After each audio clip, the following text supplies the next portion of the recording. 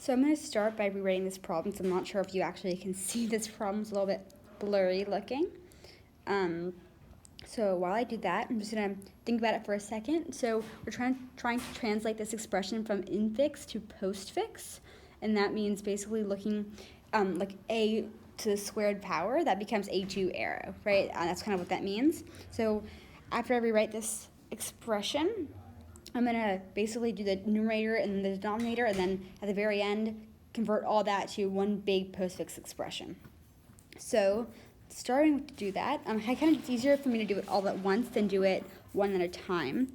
So as you see, I'm going to do a squared becomes a2 arrow, and then b plus, so it's postfix. Then you're doing that all squared, that's 2 arrow. Then minus was at the very end.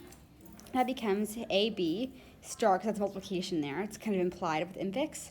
Then b2 arrow, and then plus the very end because of order of operations. Then taking into account that it's to the 1/2 power, you need your division sign, your arrow at the end.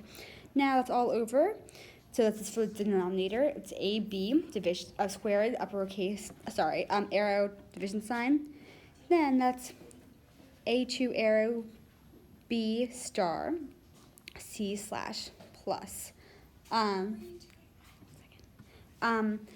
So then combining that all at once, I'm going to rewrite the final answer. And then because it's infix goes to postfix, that subtraction sign goes to the very end. And so there's the long division that kind of separates the numerator from the denominator. So as you can see, I'm rewriting it.